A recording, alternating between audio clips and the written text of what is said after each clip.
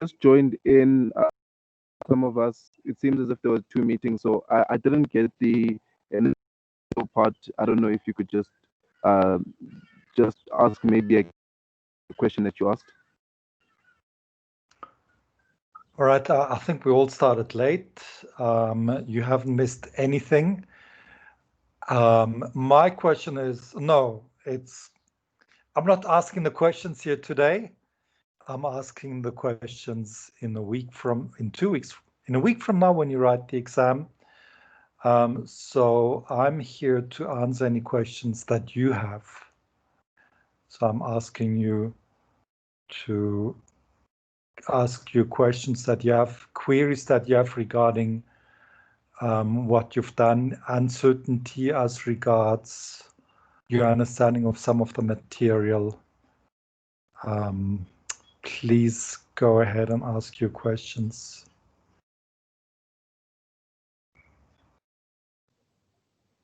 Okay. My first question is, Doc, in regards to the questions, I saw that on the exam paper. We would be requested to draw a table, like for instance, the table économique or the what's this called, the David Ricardo in his growth model.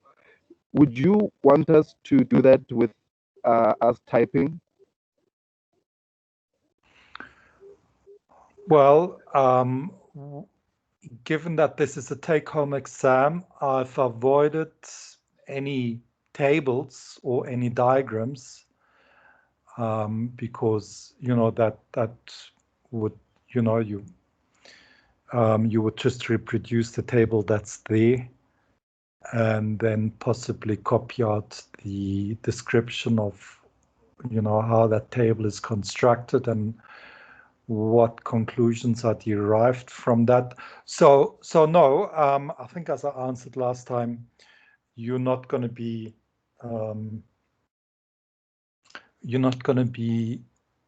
you can include tables, you can include diagrams as you find them necessary, but I'm not explicitly asking you for that tableau économique of the physiocrats or Ricardo's theory of rent and the corresponding table on that.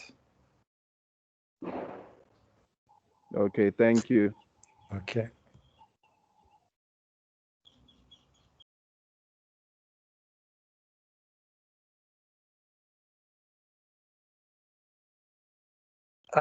Just a question. I see some of the messages on WhatsApp. Karabo and Liesel, maybe others are struggling to be part of this. I don't know how it works. If any, okay, I think Liesel is there. Okay, all right. So I assume that there's no further problems. Christopher. Yes, I just wanted to ask for clarity around what Thomas Hobbes's economic contributions are to economic thought. Okay. Well, if you look at modern economics, and people like to sort of present this in terms of methodology, then one thing that you will notice that its methodology, its proclaimed methodology is that of methodological individualism. And in the form of, well, if we want to explain anything in modern economics, then at least in economic theory, then you would have to explain it in terms of the decision making of a rational individual, the self-interest of that individual. And so even in, there's been, after Keynes, there's been this, and Keynes was using aggregates and used the language of aggregates, and in the 1970s, 1980s, and into the 1990s, there was this big movement of towards the micro foundations of macroeconomics. And so you will see that macroeconomics is practiced with, yes, with sometimes the language of aggregates, but it's really trying to be based on the micro foundations, meaning the decision making of individuals.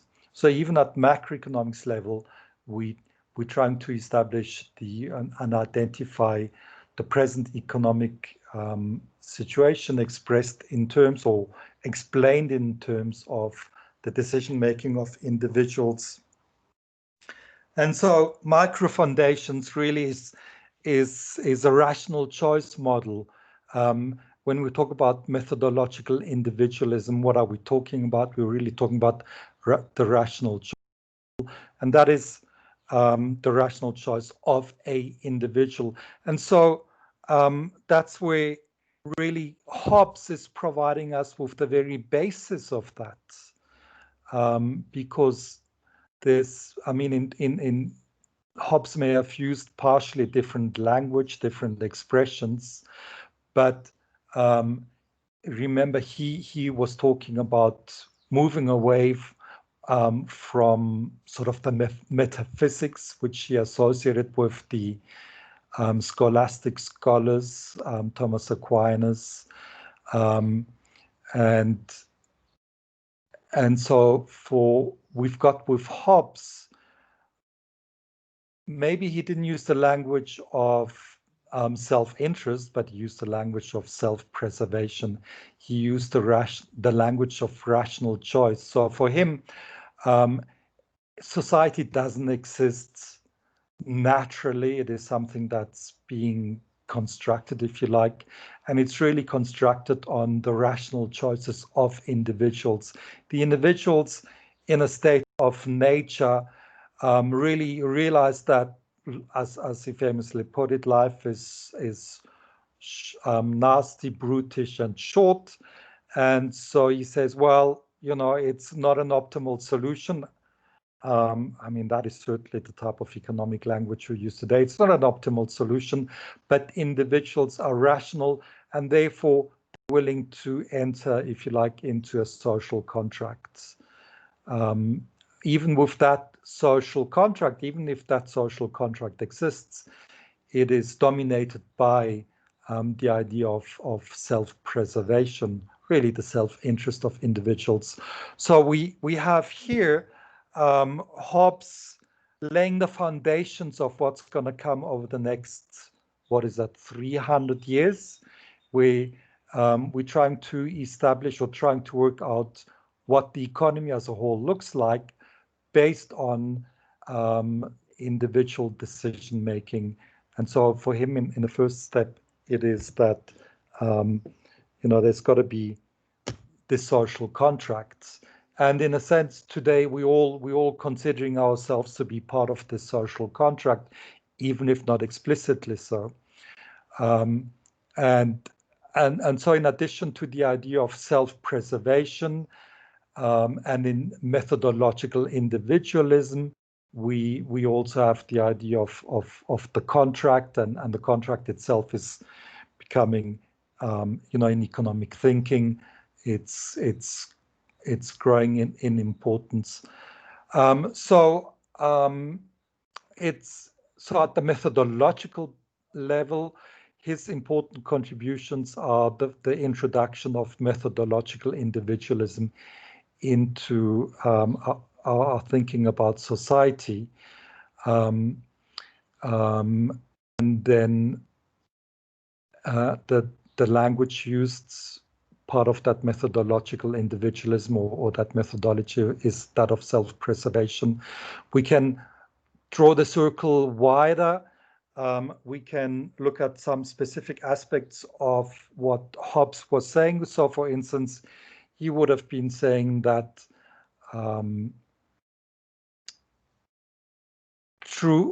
definitions, the things that he said about definitions, that we put definitions at the beginning. He's saying that, well, if we look at geometry, which is what he considered the only real science at his time, he said that in terms of geometry. There's no disputation, there's no arguments, there's a lot of clarity.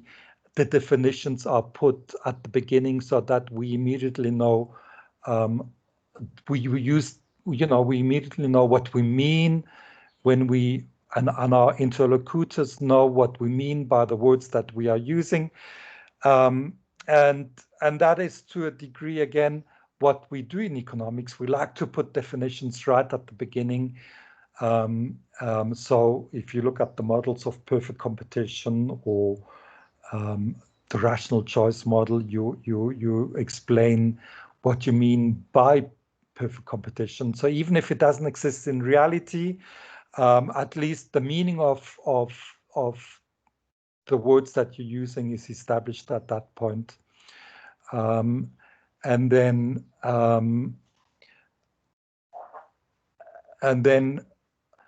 for instance, remember also you talked about in what we discussed, what he said about truth. He would say that truth is not a matter of correspondence to reality, but truth is the right use of language. And so much later in economics, often you had debates about the realism of assumptions. And people are saying, well, the assumptions of much of economics, of the rational choice model, your assumptions of perfect information, full knowledge, is really unrealistic. And Hobbes would be saying that, well, it doesn't really matter that it's unrealistic. It's a matter of getting agreement, as we do in geometry, that we use words consistently. It may be arbitrary, and you may not see anything corresponding to that in reality, but at least we've got an agreement on how we use the words. And then many hundred years later, Frank Kahn, for instance, Hahn in Cambridge, that was a big debate in the 1980s, that assumptions in economics are unrealistic. And the answer of sort of the mainstream of people like Frank Kahn at the time, who was really that our assumptions do not have to be realistic. It's just, we just gotta make sure that we all mean the same thing by the words that we are using. And so we see in that debate really hallmarks of an approach to our social thinking, which derives from Hobbes. So remember, important here is to remember that the model for Hobbes, for science and for social science, and today we'd be saying for economics, the model for Hobbes was geometry, as also for Descartes, because that gives us if you like, a precise science, which is, as far as possible, devoid of metaphysics, and geometry and mathematics as the model for science. That is what Hobbes was saying in 350 years ago, and that really is also still our model for the ideal science. So these are the main contributions of Hobbes, not necessarily for economics specifically.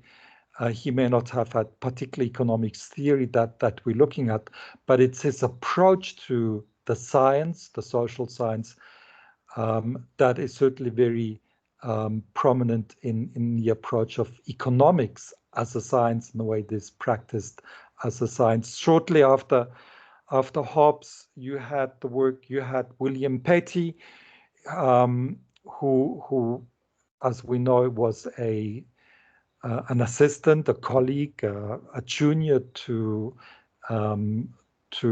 Hobbes, but he, of course, put some flesh onto this approach that Hobbes recommended, and immediately saying, well, we ideally, the field, our social science, if it wants to be scientific, it's got to be dealing with numbers. And so William Petty introduced political arithmetic, taking that idea of arithmetic, geometry, literally, and looking at social questions in terms of quantities. And that's really the beginnings of statistics in the social sciences. So certainly, there may be more. I can't think of of it right away. But that's why we studied Hobbes in a course on history of economic thought. And certainly, if you were looking at earlier texts on the history of economics thought, Hobbes may not have appeared there. And if you I'm just trying to think of various textbooks. Riemer, for instance, may not have mentioned Hobbes specifically from a methodology point of view, but they would have discussed Hobbes from the point of view, more specifically with regards to questions such as, how is society possible, an ordered society, in the absence of a church or the influence of a church, where people are thought, are expected to behave in a certain way. And so then, of course, we have Hobbes as an answer to that specific questions that, well, if you want to have a functioning society, ideally you have something like a Leviathan, an all-powerful state, and so the idea of an all-powerful state would, of course, find its way again in sort of communist ideals and discussions about the state. But these sort of his answers are his answer about the Leviathan is secondary. For him, what is most important is the natural law, the natural right of self-preservation. And it just so happens that the argument can be turned either way. It can be turned out of the direction of a totalitarian state. But if there are other ways and other means of guaranteeing the survival, the self-preservation of the individual, then those are also acceptable. And after Hobbes, you would have had the answers given by Locke. Locke saying that, well, you don't really need a all-powerful state. You don't need a Leviathan for a functioning society. You can have a liberal society. And so it's taking the idea of Hobbes further. So Hobbes maybe really is the beginning of classical liberalism, if you like, except that you're actually now moving towards the emphasis on liberalism rather than just self-preservation of the individual, that the individual needs to have the liberty to attain the means of self-preservation. And so Locke turned it in a different direction, but the origins of it would have been with Hobbes in his answer of the question, how is a functioning society possible in the absence of an all dominant church? You might also look at Hobbes therefore from the perspective of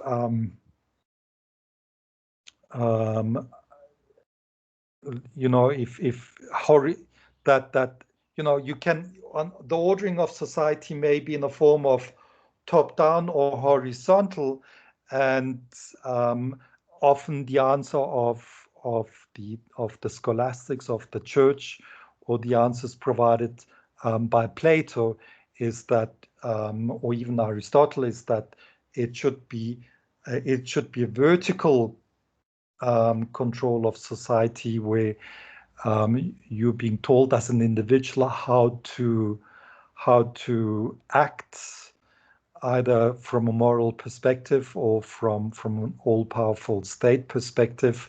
And then Hobbes is really saying, no, it's and we are really doing sort of in the same mode. It's really horizontally that all of us are rational human beings, and nobody is better or more elevated than anybody else. and we got to find horizontal means of controlling the society and individuals acting within society. And so there you get the idea of the contract, where we all equal participants in the social contract. And later you get, for instance, Immanuel Kant saying that, well, you can have immoral individuals. In fact, you can have a society of devils as long as the institutions are in place, like the social contracts, like possibly the Leviathan or some more liberal solution to that problem. You can then have a well-ordered society in that way. So I mean, so there's quite a lot that's in there. It's in Hobbes. It's really very foundational. His contribution to economic, foundational in terms of methodology and answering some of the big questions. And historians of economic thought increasingly nowadays are becoming aware of, well, this guy's, Thomas Hobbes really his contribution is an important contribution. And I'm sure over the next sort of decades, the role of Thomas Hobbes in the history of economic thought is going to be recognized increasingly. Also, one of the themes that we've had in the history of economic thought course here, one of the themes is that of nominalism as opposed to realism, and certainly Thomas Hobbes. And if you dig deep enough, you will see areas where he portrays himself quite clearly as a nominalist, and that was at a time when that wasn't fashionable, and so he was regarded in a very negative way. But the monster of Malmesbury, as they called him. But nowadays, sort of the striking and harsh and surprising expressions used by Hobbes have become common sense. And today, much of the sort of way of expressing themselves of the Chicago School has got precedent in the work of Thomas Hobbes. Christopher, does that answer your question? Yes, it does. Thank you. And since you mentioned Locke, can I just pop in another question on him? Please go ahead. So from what I've read thus far, I understand that Locke basically says property rights are created by adding labor to something. And he says that when we accumulate property that doesn't spoil over time, that justifies unlimited accumulation of property. I'm just struggling to make the link between his justification of unlimited accumulation and then its subsequent positive consequences for society. Okay, I mean, it's very important because now his step then is to really divide society into two parts, really, where you have, on the one hand, you've got the enterprising, hardworking, intelligent group of people, and on the other hand, you've got individuals who I forget the exact terms that he uses, but the slothful, lazy, and indolent, and it's it's obviously his sort of prejudgments and bias of what he saw partly in England with sort of a growing poor rural society, and the emergence of poorhouses and attempts to assist the poor of the nation. England at the time, like all countries, certainly China at the time as well, beset with social ills. But seeing those social ills, he divided society into the hardworking and the lazy, if you want to call it like that. And of course, that corresponded also to what was happening worldwide in terms of colonization. Here you've got these enterprising Englishmen of the 1650s and later 1680s, and they are starting to colonize that nearly empty continent of America, North America. And what he saw there just sort of made him confirmed his thoughts about a society where you've got some people like the North Americans that really are living in a state of still in a state of nature. And if you now bring to bear those hardworking, intelligent, enterprising individuals who accumulate, who pursue their self-interest, trying to accumulate as much as they can, and why not? Because things are unspoiling, and but as those enterprising individuals are accumulating property, they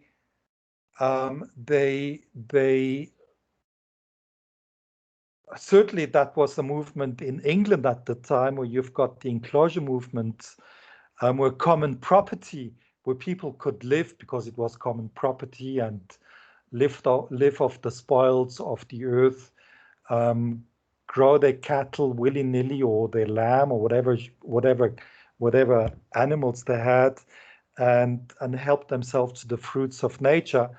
But through the enclosure movement, those rapacious individuals who were accumulating were really driving off individuals from the common land, because what used to be common land now became, through the enclosure movement, became private property of the nobility, and very often the king. And that's really beginning to force individuals to, as something you would have seen in South Africa. In South Africa, you've got when you had the Afrikaners and later English coming to South Africa, they imposed taxes, for instance, but for you to be able to pay taxes as the indigenous population, you effectively had to start working on the farms, on the white settlements, and so you've got parallels in those ideas, which gets us back to Locke, where he says that these enterprising individuals that are accumulating, they provide the opportunities. Now, the need for individuals to come and work for the entrepreneur. And so it's like a proto-invisible hand. It's unfortunately not very often identified in the literature, but really you've got that proto-beginnings of the invisible hand, where the individuals trying to, pursuing unlimited accumulation is providing the opportunities for individuals to come and work for them. But it's really, some might argue, really out of necessity that they are forced into working for the entrepreneur. And of course, Locke would have put a positive spin on that. He's saying that, well, if you look at England at the time, just one moment, I'm just gonna move my position here. You can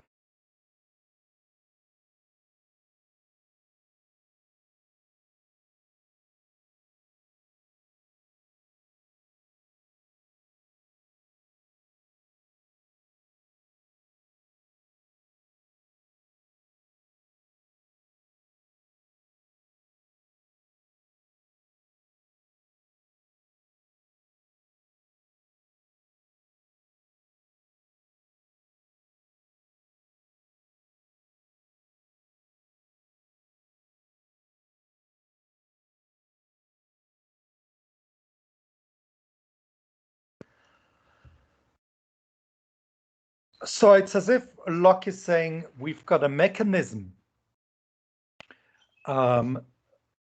which is actually benefiting all of society. He compared again, in this comparison between the English and the North American Indians, you would be saying, well, look at the way that the poorest English person is living, and compare that to the kings of North America, and you can see the benefits of this type of mechanism, where through the entrepreneurial activity and private ownership and unlimited accumulation of property, you have industry in England emerging. You've got innovation, you've got progress, and that even the poorest person or worker in England is living with greater luxuries. I don't know what the luxuries were at the time. I suppose some type of bed and some type of cups and glasses. And he's saying that, well, in things that even the most powerful king in North America didn't have.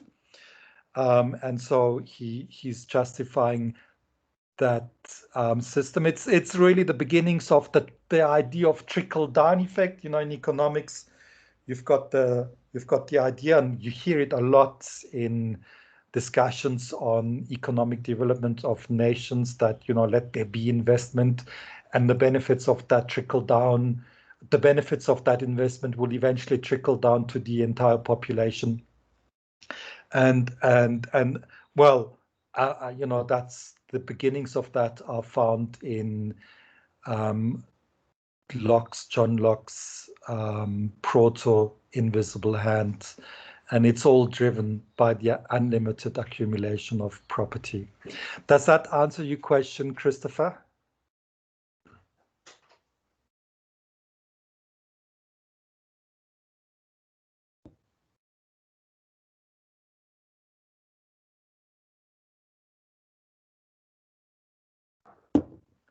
Okay, I'm not getting an answer there. So other questions, Mpumelelo? Yes, Doc.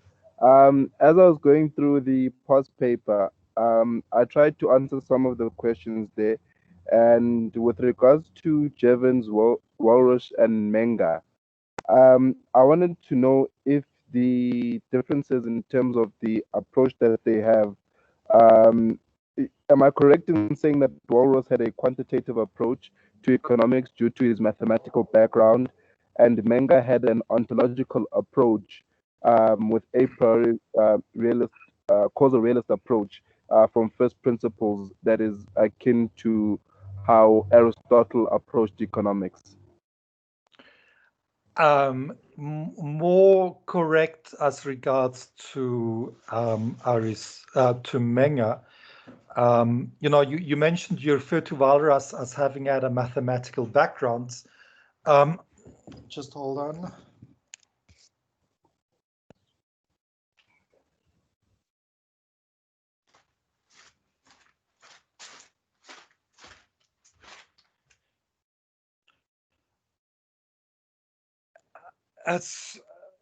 That is actually not quite correct, because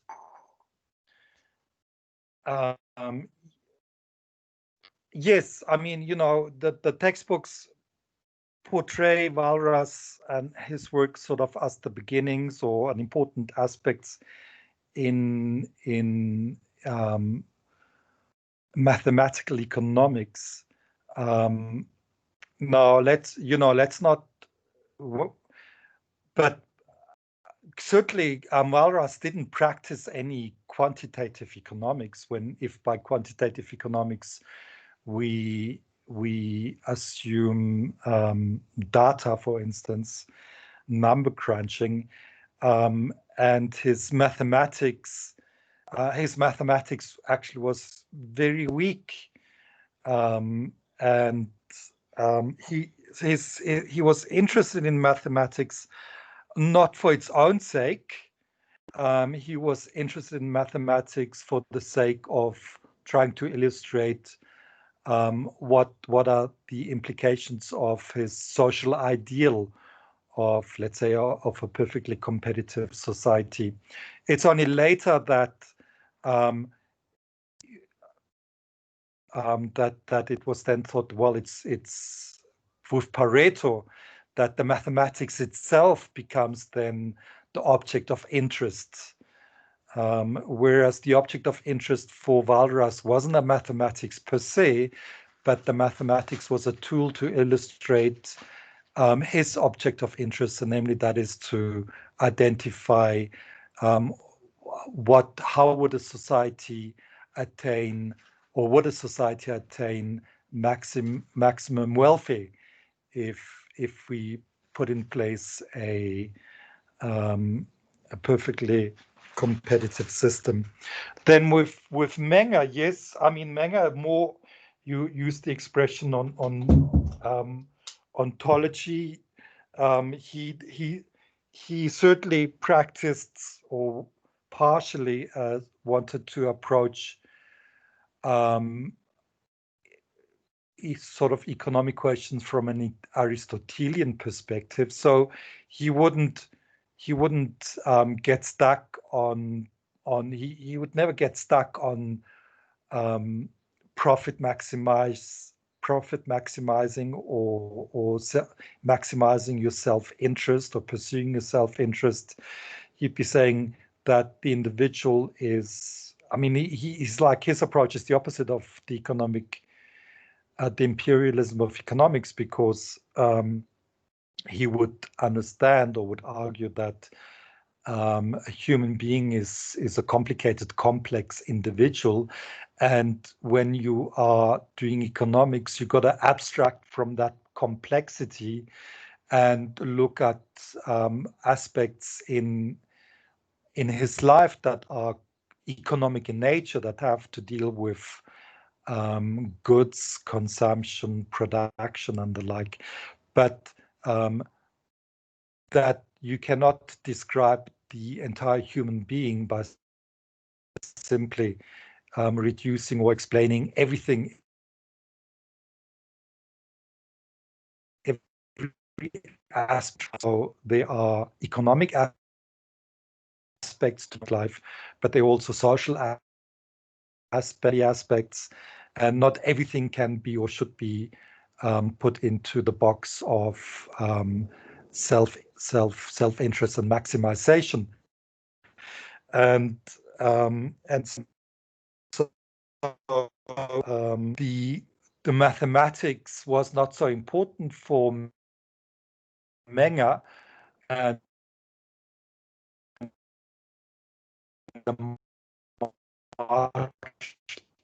in the way that it was central to Stanley Jevons or even to Walras, because, you know, at the end of the day, the human being is a complex being, and the precision that mathematics provides is a precision that can easily be misplaced, because the subject matter of human decision making cannot be reduced all the time and entirely to some calculation. And so he's echoing the Aristotelian ideas that you know, the tools that you're using should fit the subject you're discussing, rather than squeezing the subject matter into the tools that you have available, which is much the way to do things nowadays, because we've got sophisticated tools in economics and probably other social sciences, mathematics, and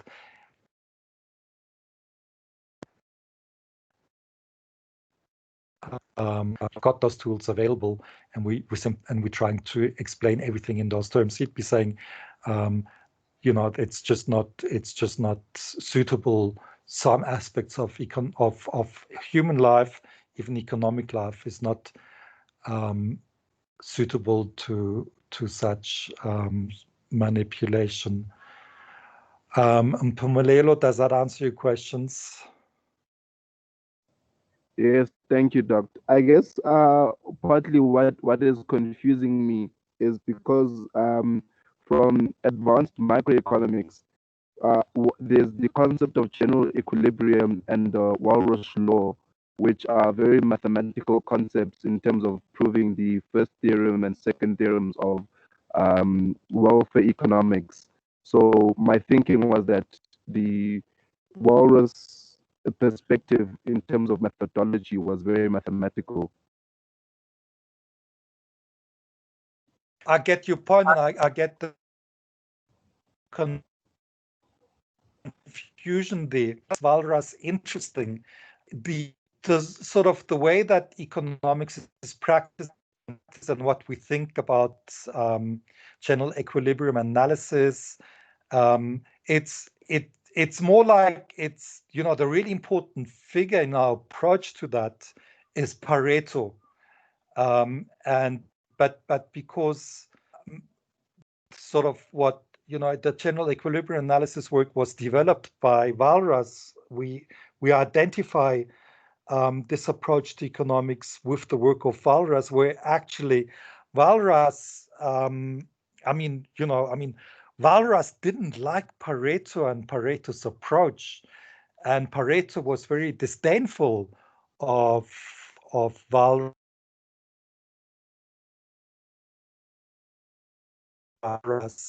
His notion of how to do social science, because Pareto was the one who wanted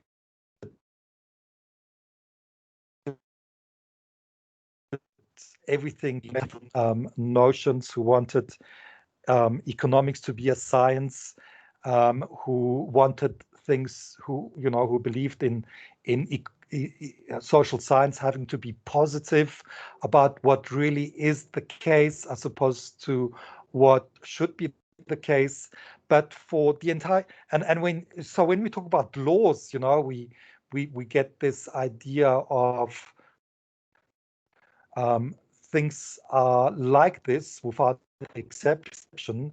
They are like this. This is how they are, and but and so it is like, if you like, these would be like positive laws, but there was this very normative aspect to the work of Walras, which which we don't pursue so much in modern economics as the way that Walras did, and certainly Pareto was very disparaging of these normative aspects of the work of Walras, but that is actually what was most important for Walras, the normative aspects. He wanted, it gets back to the question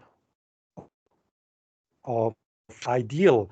Walras concerned himself with the social ideal. He wants to work out the social ideal.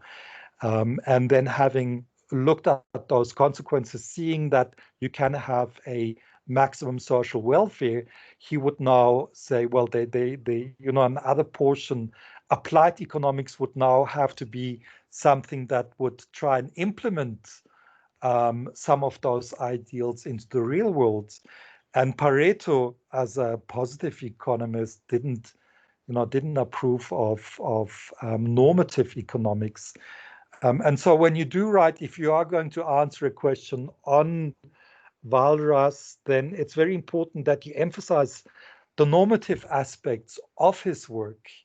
And the normative aspects of his work, of course, do not find itself reflected in terms such as Pareto optimality or the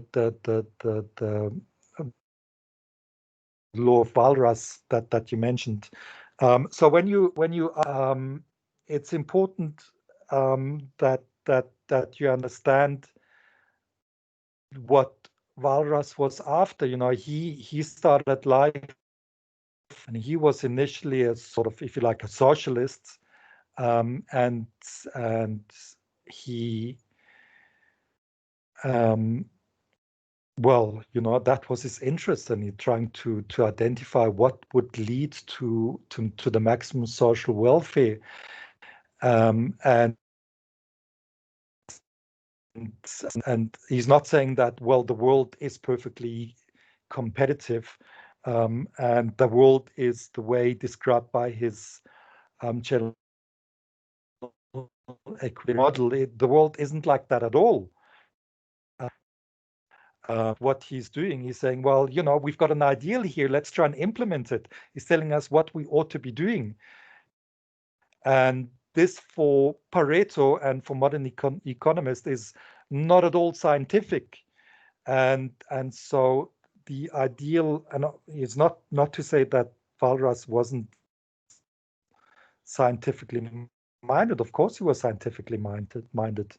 And that's, but he talks about pure, pure economics and political economy with policy analysis, where the pure economics is really giving us the mathematics, which we can use now as a tool, having investigated the consequences of a perfectly competitive system, not to be portrayed as a description of the economy, but something that would now allow us to make policy recommendations. And so, in modern economics, we talk about uncertainty, and uncertainty. Well, that just wouldn't, in terms of trying to be positive, driving, modifying the model for lack of full knowledge. Well, that misses entirely the point of what Walras was doing, because Walras wasn't saying that trying to describe the economic system, and in trying to describe it, you'd have to be realistic by taking account of uncertainty and lack of full information. No. In his system that depends, because he's simply portraying what are the consequences of a model, of a situation where this ideal is in place, and then what should be done is trying to work, trying to establish it in such a way that you get to that as close as possible.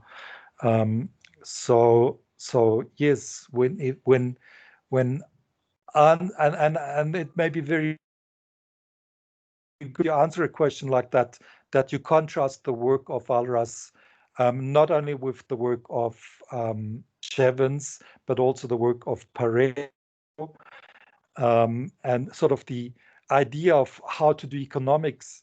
Pareto was a lot closer to Jevons than he was to Walras, but nonetheless, we look at Pareto as the successor to Walras, but he's the successor of Walras in terms of the general equilibrium theory.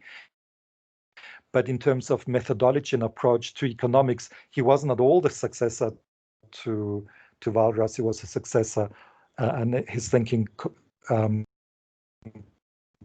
conformed to that of Jevons rather than Walras. Okay, other question.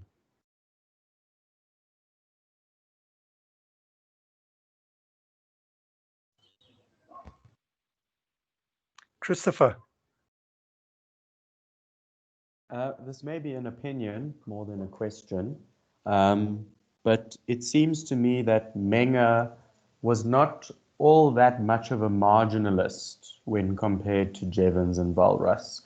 At least in what I've read, the idea of, I think it's the marginal unit of productivity, seems to be a lot more of a peripheral element of his theory than what it is with the other two theorists.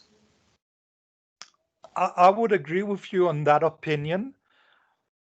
I think for him, what was really important, this idea of marginal, or in German would be Grenznutzen, it was really just for him to make the argument that, that the value of a commodity, the price of a thing, whether it be a commodity of first order or second order or subsequent higher order goods, it's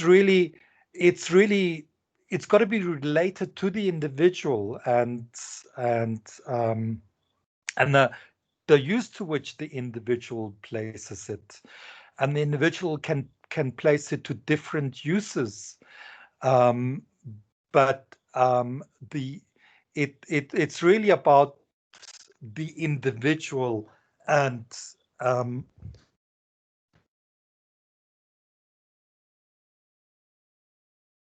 an informal lecture, right? So yes, it's right. It's not that important to him. It's really, for him, it's important to say that value is something subjective, and it depends to the use you are placing a good or a thing. That's where the value is found. It's not objective.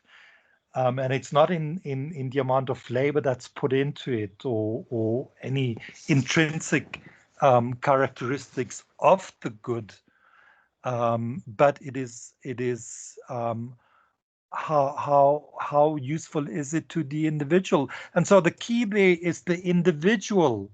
It's not a production process and the cost of production, but how good is being used. And why is an individual using that particular good or that capital equipment, and to what use is he putting it? But it's all about the individual. It's about the decision maker, and so it's the subjective nature of I mean, it's if you like. I mean, later Lachman will talk about the subjectivism of expectations, which is now saying, okay, I mean, the value of something really is what you expect to happen in the future, and it's not even rooted in the present, but it's rooted, and even Commons making statements to that effect. But the marginal concept is not really that important to Menger. It's only useful for him to make the argument that or illustrate the consequences of the argument that the value of something is is really subjective in nature, and the use that the individual places or wants to place that particular good. So yeah, I agree with you there. And that again, yes, Christopher.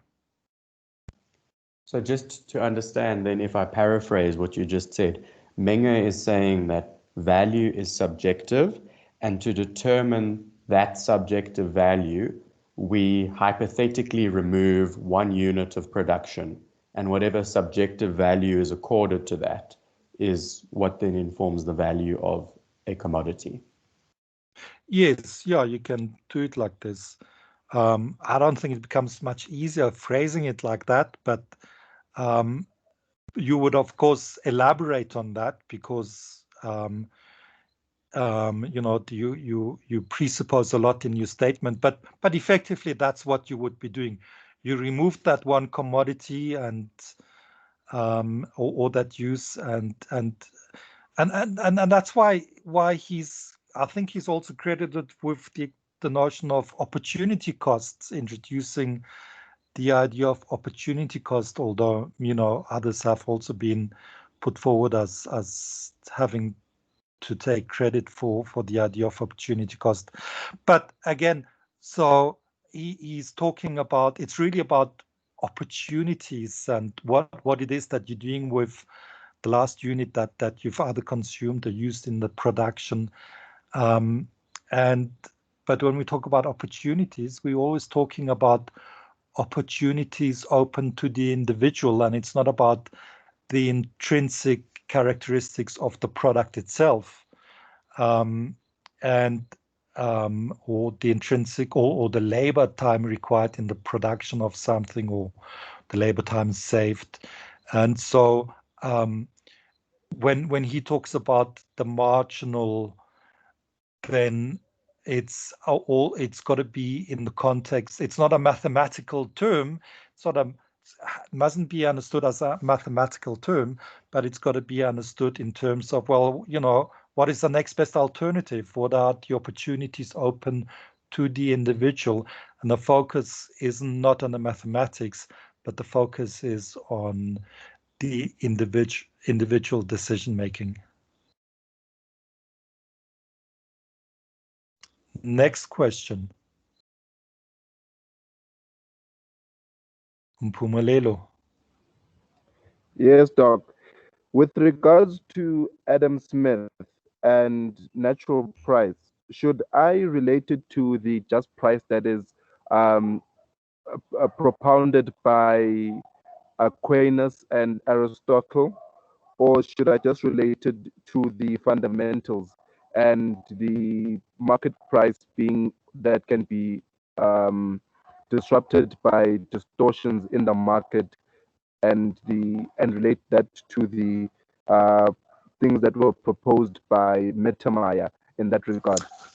Well, both, really both. I mean, if you relate the natural price to sort of our modern notion of cost of production under conditions of perfect liberty, that would be the superficial answer that, you know. But certainly, if you want to give a fuller price, um, um, you would relate it back to the work of Aquinas and Aristotle. That would be, I mean, the difference, you know, that doing that would sort of be the difference between, let's say, a second grade as opposed to a first grade answer. So, I mean, that would be, what I'm saying is that would be great if you'd relate it to the natural price, to what Aquinas said in terms of justice in exchange, and what Aristotle would be saying along those lines as well. There's that relationship between the natural price. It's really trying to work out in more detail, one might argue, the idea of a just price that Aquinas and the scholastics were talking about. It's something that all of us, we concerned with that on a daily basis, isn't it? I mean, you know, it may sound like a big deal, just price, what have you, but that's what we're thinking all the time, don't you? You know, sometimes you might be outraged that you've got to pay a certain amount for I mean, think of the Competition Commission in South Africa taking on, was it Discam, for charging excessive amounts for face masks at the time of the early months of pandemic. It's really because they're really saying, you know, that's not a just thing to do, and so we still preoccupied with questions of justice and a just price, which was the concern of Aristotle and the concern of Aquinas, and it's, you know, certainly would have been the concern of Adam Smith. You know, the natural price is in a sense the just price. And so please make that, if you make that connection, that will be that will certainly be rewarded in your exam.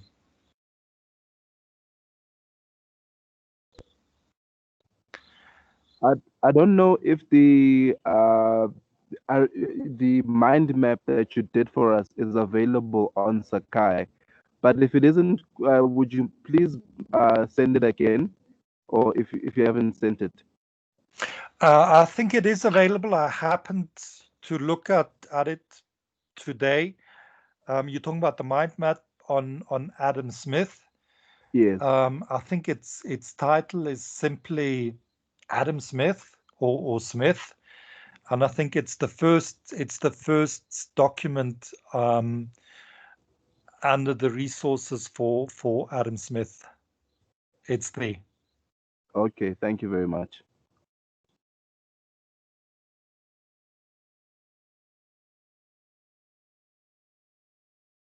Next question.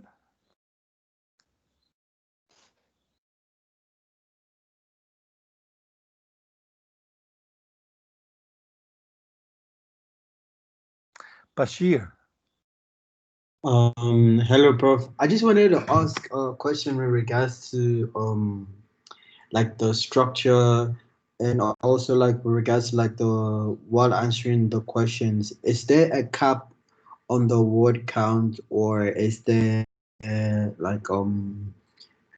is there a word count that we should aim to reach for, or anything of that sort, or should because for example, like when you gave us our weekly answers, you made sure our answers went more than 400 for the weekly assessments. You made sure our answers wasn't went more than 400 words, so people probably don't get carried away and they write too much, and because of also time. So that's why I'm asking if there's like a word count, or we could use our own discretion. Yeah, there's a word limit. I think it's yes. I think I know. I've put it at 1,000 words. So none of your answers should be more than 1,000 words. At some point I thought even 1,000 words is too much. 800 words would have been enough. But I've based the 1,000 words really on having looked at sort of past exams and sort of the amount of words written by students in a sort of an exam setting, and so that came to maybe an average of 1,000, but many of those were actually too wordy and there was too much irrelevant material. So even 1,000 in instances may be too much. But anyway, I've set it at 1,000. Please don't go over that. I want you to record the number of words that you've written and let me know how many words you did write. So please do that. So I don't have to do the word count, but please don't go over 1,000. And that's for each of the questions. Mpumelelo? I just wanted to clarify. In regards to the time allocation, we're going to have 5 hours to write and an hour to upload. Yeah, I don't know where you get the 1 hour from. Okay, because my thinking was that it is going to be from 9 to 2, I believe so. Okay, that is Yeah. so that the amount of time given us for us to write the exam is okay. I don't know. Is it 4 hours, 30 minutes, and 30 minutes to upload? Okay, well, I mean, that's something I came across only today. We, the question was raised, how much time for uploading? And that was a discussion in the department. And so I did specify a time for the uploading and scanning. But I've just made it 15 minutes rather than 1 hour. And that's why I was asking, where do you get the 1 hour from? Is that what other lecturers did they sort of give you an hour for the upload? I don't, I don't see that it should take as long as 1 hour to upload it. It's a matter of minutes, isn't it? But I mean, the question you're asking is, yeah, okay, how much time do you have in total? You've got 5 hours and 15 minutes. So you're starting at 9 o'clock, and your document should be uploaded by 2:15 p.m. Okay, doc, no problem.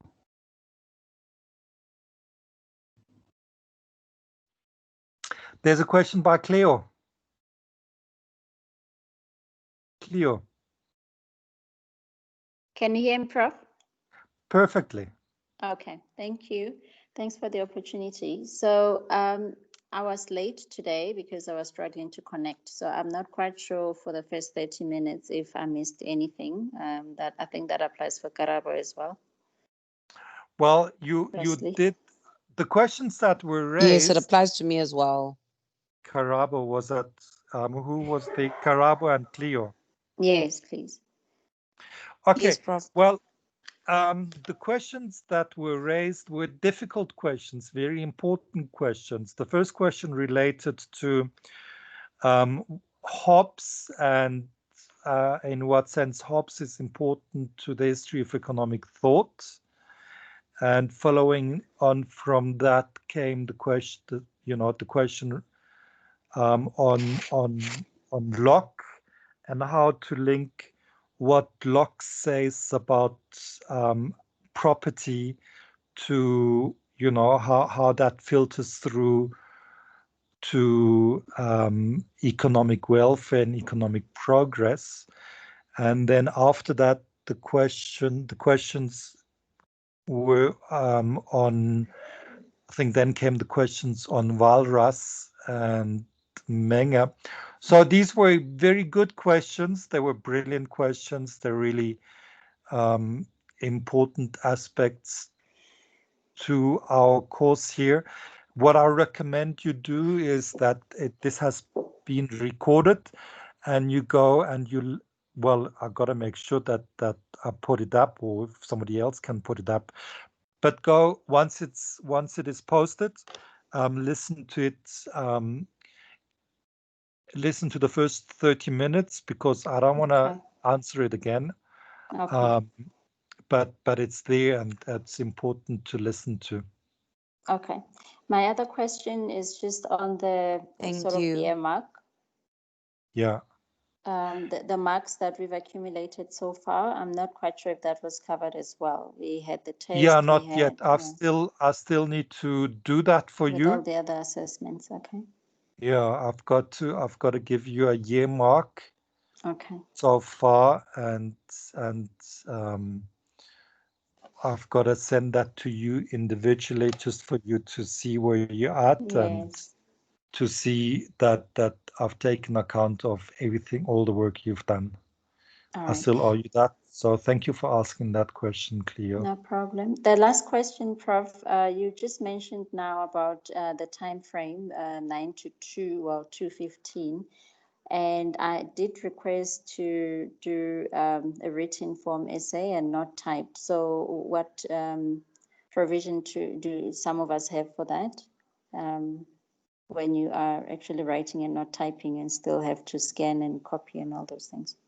Yeah, I don't, I haven't,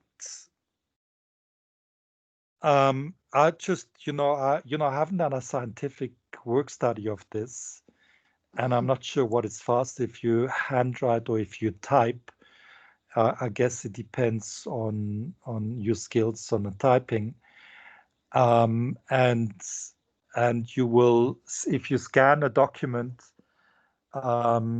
it, if you have to scan it because you handwritten it, then that's obviously time that those who type it don't have to take on scanning. Yes. But what seems to be the approach in a department or at the university is that we set aside certain minutes for, and it's called scanning and uploading. Okay. So we don't have a specific portion of minutes for uploading and a specific number of minutes for scanning. It's in one box. So it's going to apply to you as well. You've got the 15 minutes for scanning and uploading. All right. There isn't provision for 30 minutes. I'm asking. Well, what sort of scanner do you have? Because ideally you have a scanner that, it just takes the handwritten pages and does them all of, automatically, as opposed to hand feeding them. Those, so it depends on the equipment. If you've got a scanner where you've got to scan every page and and a scanner takes like a minute to scan, and then if you hit the wrong button, you do a high quality scan, then one page can take you 1 minute, and then you're looking at 1 hour for scanning. Then it does become an issue. So we'll have to. I will want to find out what equipment you have individually to be able to assess how long that process will take. Okay. Okay, so we take that conversation offline. Offline, yes. Thank you, Prof. Okay. Jacques. Evening, sir. I've just got a quick question also around the format.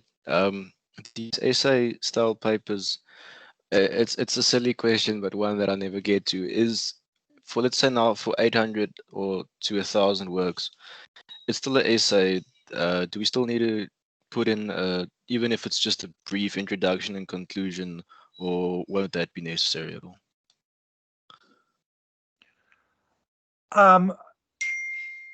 I think you've got the luxury of 5 hours. If this were normal sit-down exam where you only have 3 hours, I would say, well, you can dispense with that. But given that you've got the 5 hours, you've got that luxury of extra time. I would like you to have a introduction and a conclusion. Yes. Okay, cool. 100%. Then it's clear. Thank you, sir. Okay.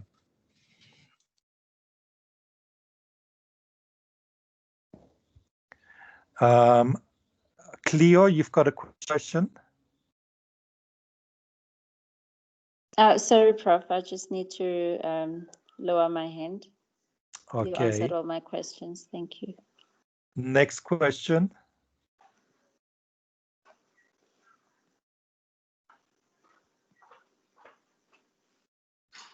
Mpumelelo. Okay, Doc. I just wanted to ask in regards to the mercantilist question. I just did a quick summary in regards to like some of the points that would be necessary in order for me to answer this question. So I just wanted to ask if I should add more in regards to the points that I made here.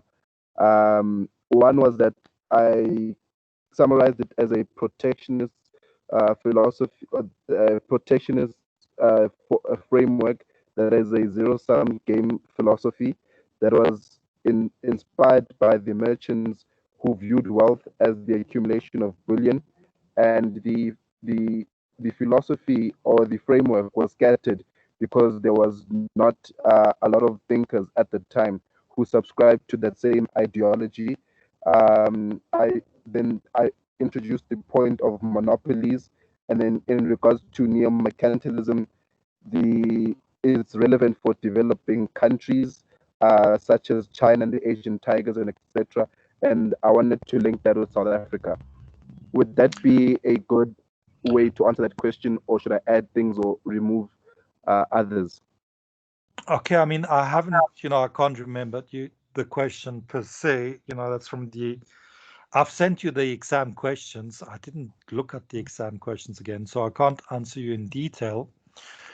Okay. But I get the drift of it. What I would like you to do is, when you talk about protectionist, it's got sort of this notion of inward looking and protecting yourself and building walls, but very often the purpose was expansionists. Okay, so just throw the net wider, because at the end of the day, these policies weren't there to protect themselves from aggressors, but they were themselves actually aggressive in a sense of, for example, pursuing imperialistic ambitions, colonialism, and basically, while being a zero-sum game,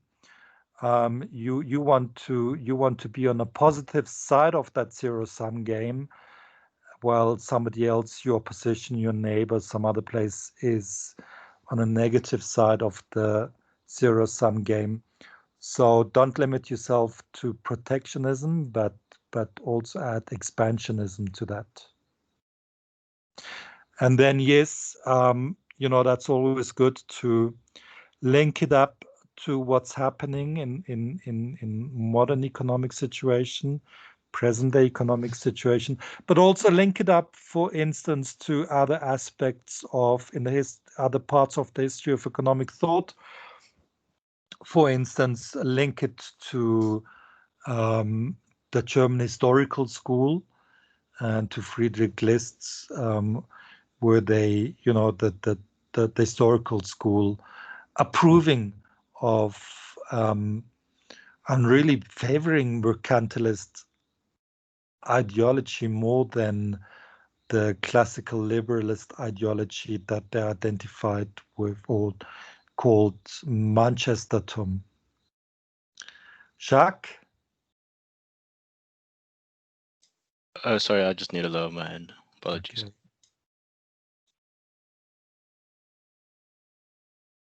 Other questions?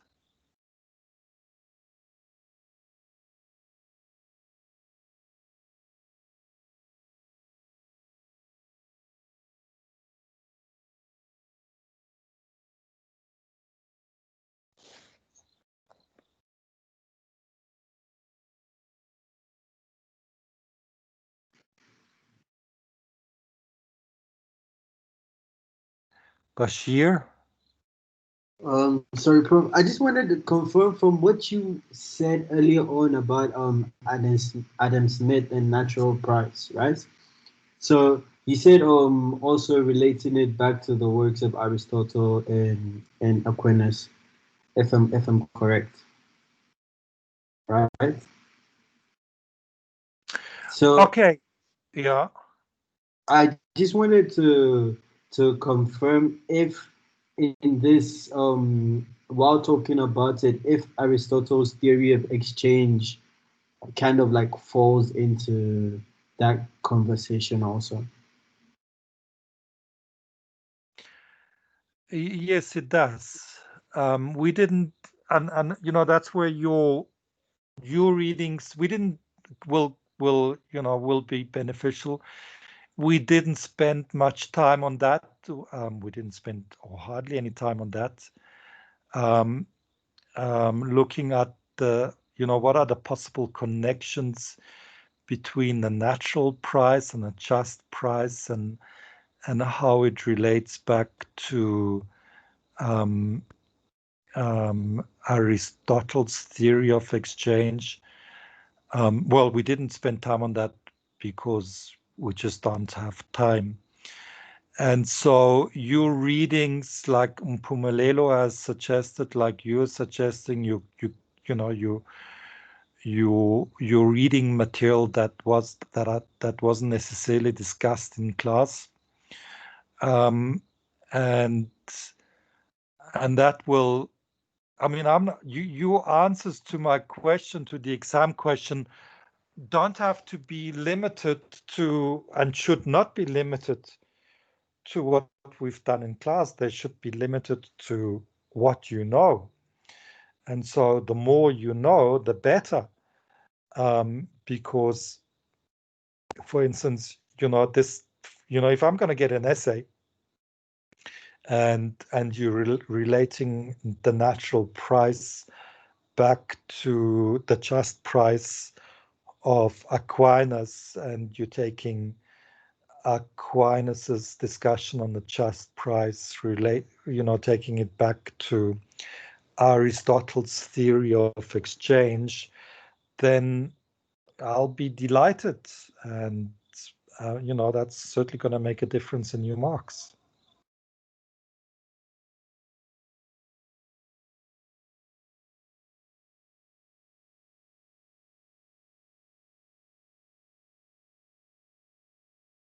Next question, Cleo.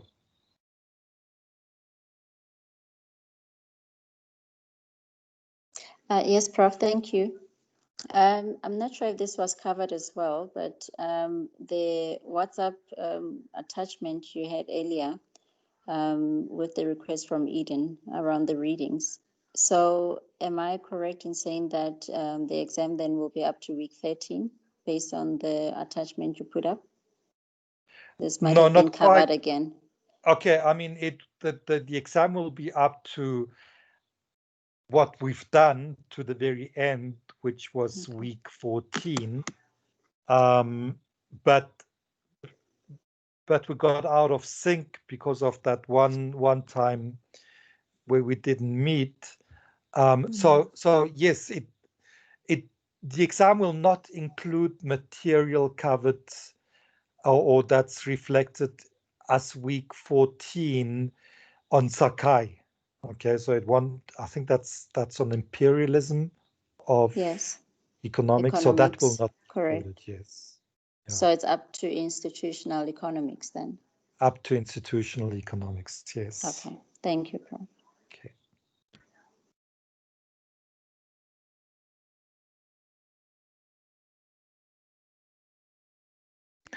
Well, if you have other questions that come to mind after this, later this week or next week, then put them on the WhatsApp group, okay?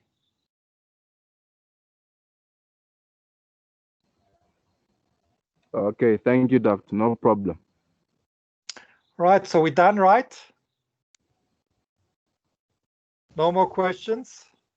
All good from my side. Thank you. Great. Thanks, Those were some really good questions. Thank you. Thank you for the course, sir. Okay, good luck. Thank you. Bye. Bye-bye. Bye-bye. Bye-bye. Much appreciated. Bye. Okay, bye-bye.